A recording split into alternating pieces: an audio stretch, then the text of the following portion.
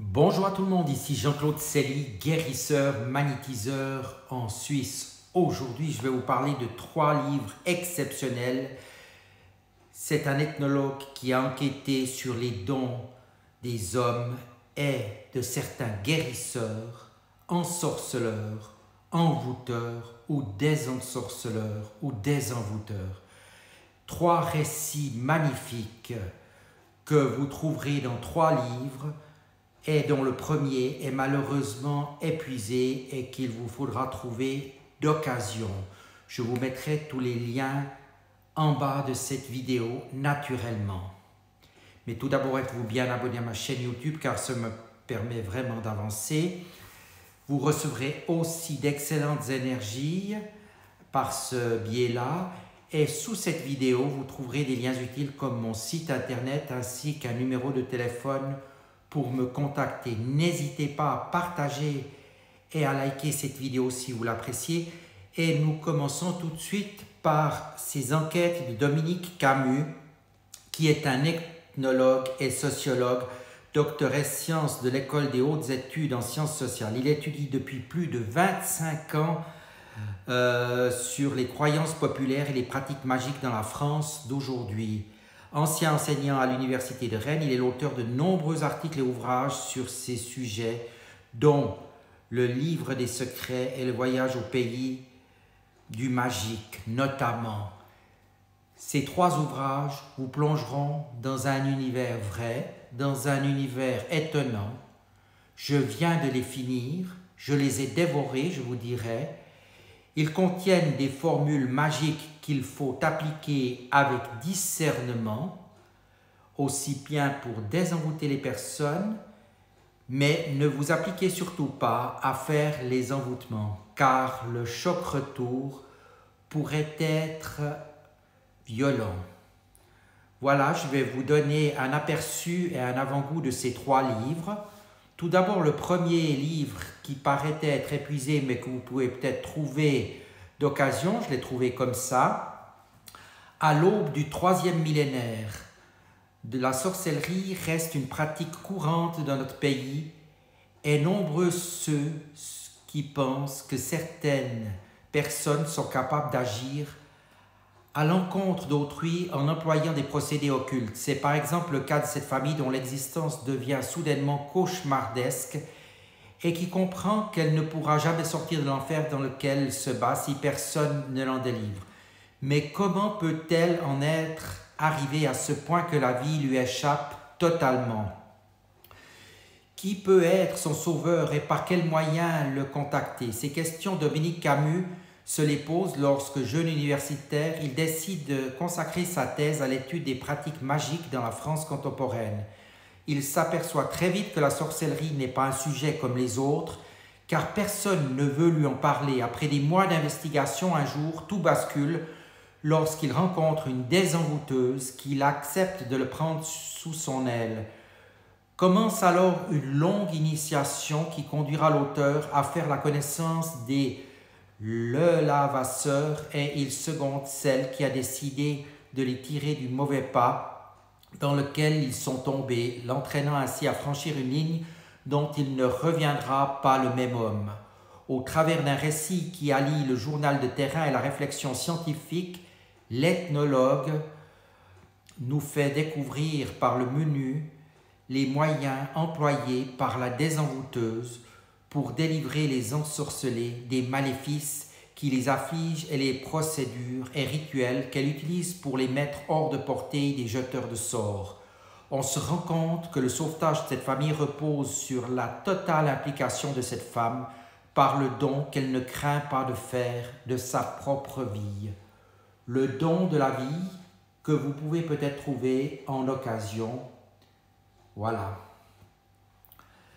Le deuxième livre est l'affrontement des forces. Dans son précédent ouvrage, Le don de la vie, Dominique Camus rapporte les difficultés et les épreuves qu'il dut surmonter lorsqu'une désenvoûteuse rencontrée pour les besoins de la préparation de sa thèse d'ethnologie décida de transformer le cadre de leur rapport et de faire de lui un homme de connaissance. Au terme de plusieurs années passées à seconder son initiatrice, le chercheur concluait « Il ressort que pour comprendre la sorcellerie, il faut identifier le domaine dans lequel elle se joue et apprécier une définition originale du malheur.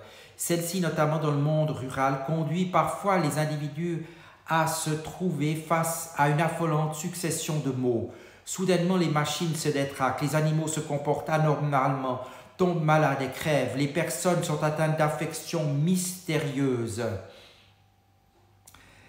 Rebelles et stratégiques, aux thérapeutiques médicales les plus pointues et même à celles proposées par les prêtres exorcistes font défaut parfois. Dès lors, vivre consiste à gérer l'angoisse du lendemain, ce jour où tout peut arriver, y compris le pire. Pour éviter, il n'y a qu'une seule solution, requérir les services d'un désenvoûteur, de quelqu'un qui ne craindra pas d'affronter le responsable de la situation, de rabattre les sorts. Dans cet ouvrage, Dominique Camus décrit comme un désorceleur va tirer d'affaire un couple d'agriculteurs pris dans les filets d'un sorcier qui s'acharne à leur perte. L'auteur raconte par le détail des procédures et les rituels qu'emploie cet homme pour protéger ses clients et leurs bêtes, lever les sortilèges qui les affligent et finalement combattre son adversaire pour qu'il cesse définitivement ses maléfiques opérations. Ce livre nous fait découvrir de l'intérieur l'univers mystérieux de la sorcellerie, nous montre ainsi comment l'ethnologue sera obligé de s'impliquer auprès des acteurs d'un drame qu'il va côtoyer quasi quotidiennement 2 ans durant et de la façon dont il s'y prendra pour maintenir entre eux et lui la nécessaire distance que requiert la réflexion scientifique. Si Dominique Camus avait bien compris auprès de Marie Longuevelec que cela n'est pas chose aisée, il ne pouvait à l'avance imaginer que son nouveau mentor, Marcel Ménard, déciderait de faire de lui un homme d'action, ce qui ne sera pas sans risque ni péril et qui le conduira très loin de ses modes habituels de pensée et de ses normes culturelles. Voilà ce 2e livre, L'affrontement des forces, qui est toujours disponible et qui est aussi très intéressant. Enfin, le 3e livre de cette trilogie, La maîtrise du destin, qui est également disponible. Suite et fin du cycle entamé avec le don de la vie est poursuivi par l'affrontement des forces dont je viens de vous donner lecture.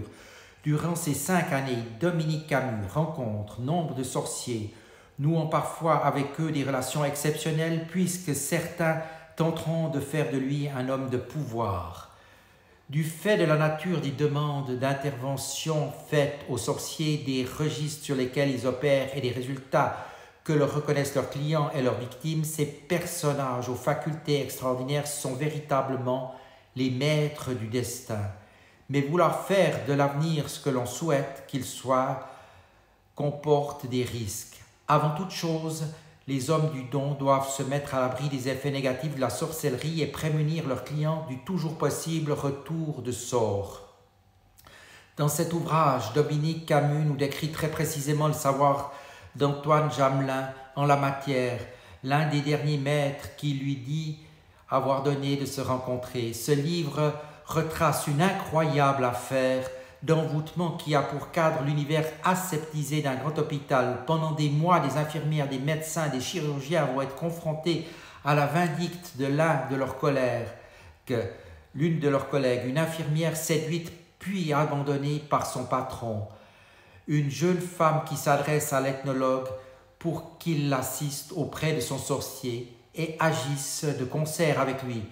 Ceci parce qu'elle lui attribue cette force que certains de ses interlocuteurs ont voulu lui transmettre. Dès lors, tout bascule et bien malgré lui, Dominique Camus est conduit à tenir un double rôle, épauler M. Jamelin et sa cliente dans leurs entreprises et apparaître aux yeux du sorcier qui lui dévoile une part de son avoir et de son savoir comme celui qui peut être susceptible de s'en prendre à lui et de lui porter des coups fatals s'il le désire. Une telle situation qui accroît d'autant la dangerosité inhérente à l'exercice de la sorcellerie ne peut s'éterniser et demeurer sans conséquence pour ceux qui y sont mêlés. En alliant notes de terrain et réflexion introspective, la maîtrise du destin achève de relater l'extraordinaire parcours de cet ethnologue qui s'inscrit dans la lignée de Carlos Castaneda dans un monde mystérieux étranger que peu de gens connaissent, mais que l'on ne côtoie pas impunément pendant des années. Voilà, ces 3 livres qui sont des livres exceptionnels, des histoires vraies que l'on ne retrouve pas tous les jours. Et dans ma pratique de guérisseur et de désembouteur également, je peux vous assurer que des cas comme ça sont vraiment relativement rares ou du moins peu connus. Donc, si vous avez envie de découvrir des choses très intéressantes, d'être émerveillé par ce monde de la sorcellerie ou du désenvoûtement, dans des techniques particulièrement, je dirais, complexes, vous pouvez acheter ces livres. Je vous ai dit que le premier n'est pas forcément disponible, mais il peut être obtenu d'occasion. Les 2 autres sont actuellement disponibles en ligne. Je mets toutes les références en bas dans les commentaires. Que vous sachiez que je suis spécialisé dans les désenvoûtements, la magie noire, le mauvais œil, les jalousies, les pensées négatives et que j'obtiens de très bons résultats en France et en Suisse. N'hésitez pas à me contacter pour avoir plus de renseignements à ce sujet et pour vous sentir mieux. Et si vous avez un doute, naturellement, levez ce doute, je suis à votre disposition. En attendant, je vous souhaite une très bonne journée et je vous dis à tout bientôt.